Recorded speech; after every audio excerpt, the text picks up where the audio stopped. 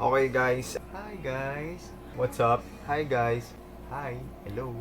Guys, hello. Okay, so base dun sa comment dun sa last video natin, kailangan daw natin gumawa ng tutorial ng pag-ubo.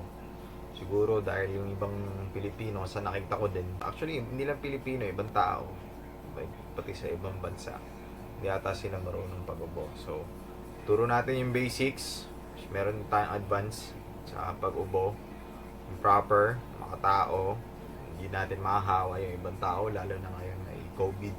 Tawag dito, COVID-19. So, start natin sa basic. Ano ba yung basic? Teka, kunin lang natin yung kailangan natin. Kita nyo guys? Oo, ito lang yung kailangan natin, palad. So, itong palad, gagamitin mo para takpan yung pagmumukha mo, yung bibig mo. Kasi mararamdaman mo naman yung yung ubo. Kunyari, ubo ka na, yung, parang gano'n, no? Parang, kunyari, nauubo ang, gano'n, ayun na yun split second lang So, pag ubo mo, hindi yung tatakpan mo yung, so, pagka ubo ka na, ready mo na yung palad mo. Hindi yung, tsaka agad. Tsaka mo tatakpang gano'n. Dapat, pag ubo mo, bago ka pa mararamdaman mo na, di ba? So, ganon. Takpang. Ganon. Dati yung pagpikit.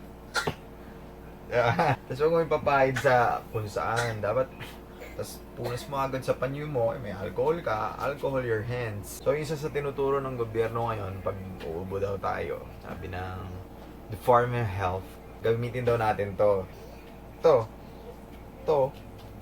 Ganun, no? Okay, so gagamitin natin to, no? Ito So, ito nga yung gagamitin natin, no? So, pag nauubo ka... Okay, yun, we're back. Gagamitin daw natin to. So, pag uubo ka, kunyari, nararamdaman mo na yung ubo mo, no? Ready mo na agad to. Hindi available yung palad mo. Diba? Madali lang naman. Diba? Hindi yung tsaka gaganon. Wala na, para tayong nun dapat pagka ubo, pamungan. Tapos alcohol ka na rin agad.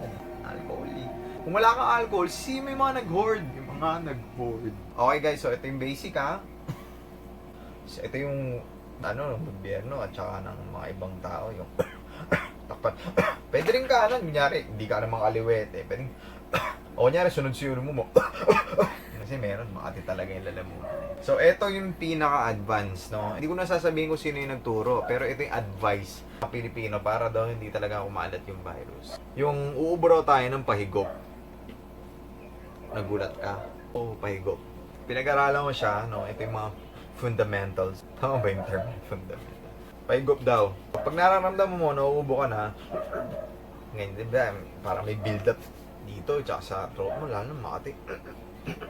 So, ubo ka, slow mo, gawin natin, di ba? Pag ubo mo,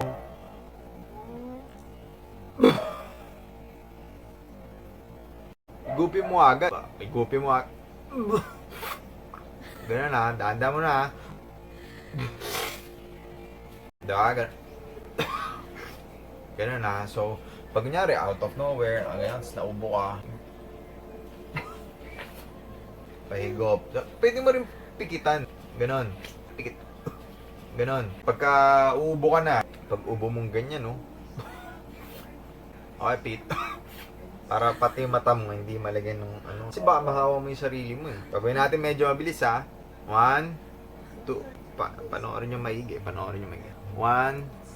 2. Ganon. Kunyari, nasa public, Kasi hindi ko maaganon kasi baka ma-attack mo yun. Yun lang guys. Bye.